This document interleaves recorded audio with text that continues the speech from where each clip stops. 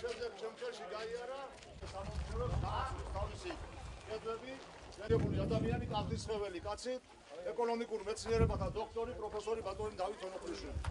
კარგად რომ დავიმახსოვროთ დავით ონოფრიშვილი. დღეს ვაგრძელებთ შეხვედრებს მოსახლეობასთან. მქონდა შეხვედრა იგოეთში, სამთავისში და ეხლა ბოჟამში ვართ. ჩვენი არის სოფელია, აქეთ მხარე არის თბილისი გორის მიმართულებით მარჯვენა მხარეს არის ეს სოფლები.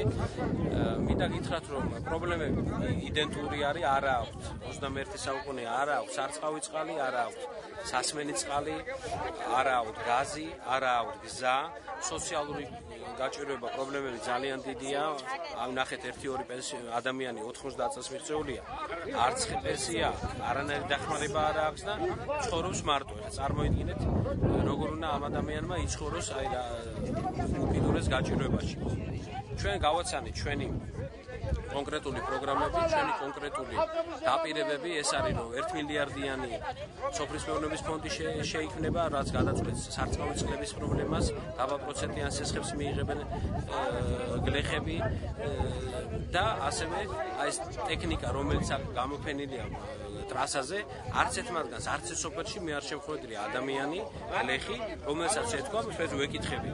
ერთს არ აუწევია ხედი და თქვია რომ მე ეს ტრაქტორი გამოვიხედი, იმიტომ რომ ფასი არის ისეთი არაადეკვატური და მაღალი, რომ არც ერთ ადამიანს სადაც სოფელში დავდერო იმ ტრაქტორის გამოყენების საშუალება არ აქვს. ამას იყენებენ მხოლოდ ის ადამიანები, ვისაც 20, 30, 50 და 100 ჰექტარი მიწა. იმათ შესაძლებლობებიც აქვს და ასე ვთქვათ, მხოლოდ ერთეულებისთვის არის ეს ტექნიკა შემოტანილი. ჩვენ გვაქვს პროგრამა, რომ ეს ხელმისაწვდომი ფასი იქნება ტექნიკაზეც, საწვავზეც, რომ ადამიანები დასაქმდნენ სოფელში და ისევ აღორძინდეს სოფლის მეურნეობა კასპის რაიონში, როგორც ეს იყო ადრე და ერთ-ერთი შესანიშნავი რაიონი იყო გამორჩეული თავისი ხილით, ბოსტნეულით, იგივე მესაქონლეობით.